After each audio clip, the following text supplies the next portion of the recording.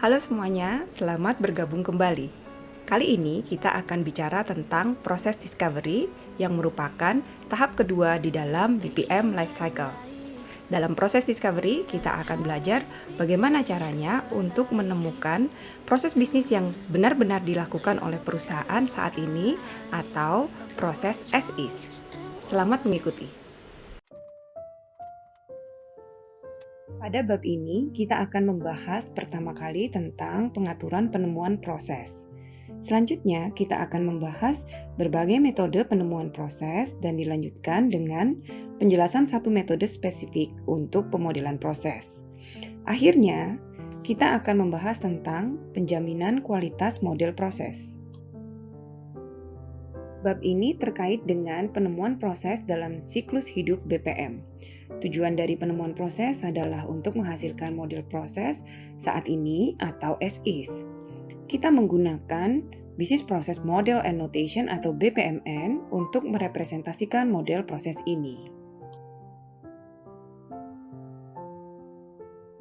Subbab 5.1 Pengaturan penemuan proses. Pendekatan apa yang kita butuhkan saat melakukan penemuan proses? Kita harus melihat 4 tugas utama. Pertama, kita harus menemukan pengaturan atau setting dari proyek penemuan proses kita. Ini berarti kita harus membentuk tim yang akan bertanggung jawab untuk mengelola proyek tersebut. Kemudian, kita harus mulai mengumpulkan informasi untuk memahami bagaimana proses ini benar-benar berjalan. Pada tahap ini, kita menggunakan berbagai metode penemuan proses. Lalu, kita perlu mengatur informasi yang kita peroleh secara sistematis. Inilah tugas untuk pemodelan. Saat melakukan langkah pemodelan, kita juga perlu mempertimbangkan jaminan kualitas dari model. Penjaminan kualitas memastikan bahwa model yang kita hasilkan memenuhi berbagai kriteria kualitas. Banyak dari langkah ini diiterasi, yang berarti kita bisa melompat maju dan mundur antara langkah mengumpulkan informasi, memodelkan, dan penjaminan kualitas. Bagian pemodelan dan penjaminan kualitas terutama sangat erat kaitannya. Apakah tantangan sesungguhnya dalam menemukan proses? Mari kita lihat terlebih dulu siapa yang terlibat. Biasanya, kita memiliki dua peran dalam penemuan proses. Dua peran ini berarti kita bisa memiliki lebih dari dua orang yang berperan sebagai analis proses dan ahli bidang. Kenapa kita perlu membedakan kedua peran ini? Karena kedua peran ini terkait dengan keahlian dan keterampilan yang berbeda. Analis proses adalah seorang ahli dalam memodelkan dan menganalisis proses. Analis proses adalah orang yang tahu bagaimana mengumpulkan informasi dan bagaimana membuat model yang akurat. Mungkin sekali bahwa analis proses tidak mengenal proses tertentu secara detil di dalam sebuah perusahaan.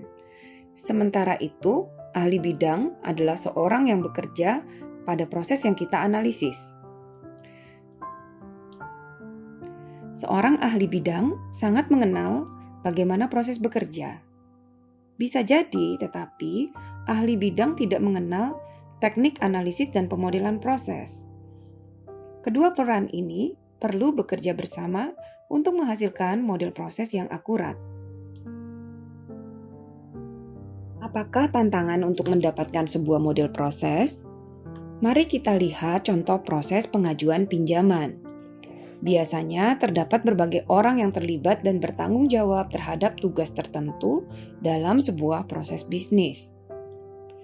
Setiap partisipan proses ini memiliki pandangan yang terpotong atau tidak lengkap. Seseorang yang berperan untuk melakukan cek kredit mungkin tidak tahu apa yang akan terjadi di bagian belakang dari proses penanganan pinjaman tersebut. Penemuan proses berusaha untuk menyatukan potongan-potongan pengetahuan ini. Kita perlu secara iteratif memvalidasi proses ini untuk memastikan bahwa potongan yang terpisah ini bisa saling menyatu dan menyeluruh. Tantangan kedua adalah terkait dengan kenyataan bahwa ahli bidang mengetahui dengan sangat detail dari jalannya sebuah contoh proses di dalam sebuah proses yang umum.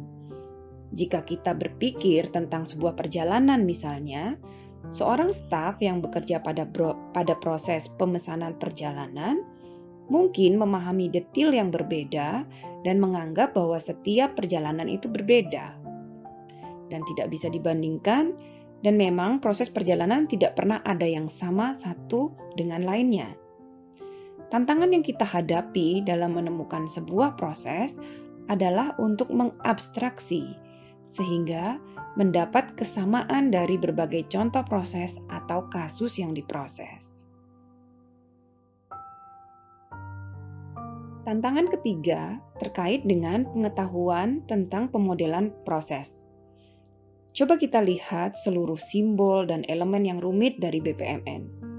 Jika Anda bukan ahli BPMN, bagaimana Anda bisa memahami dengan mudah apa yang ditampilkan dalam gambar ini?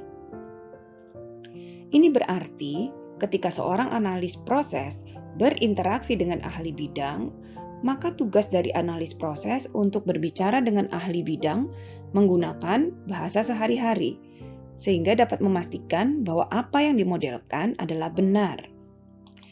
Ini juga berarti bahwa ahli bidang perlu diberikan informasi dalam bahasa alami. Analis proses harus menerjemahkan secara maju dan mundur antara informasi dalam bahasa natural dengan BPMN. Lalu, apa yang dibutuhkan untuk menjadi seorang analis proses yang baik? Seorang analis proses yang baik membutuhkan banyak keahlian. Dia harus memiliki semangat untuk merangkul dan melibatkan orang yang tepat di dalam proyek. Analis proses juga harus merumuskan dan menguji hipotesis. Mereka juga harus bisa menemukan pola, bagaimana kasus atau contoh proses memiliki kesamaan, lalu menampilkannya dalam model BPMN. Akhirnya, analis proses harus memperhatikan kualitas dari sebuah model.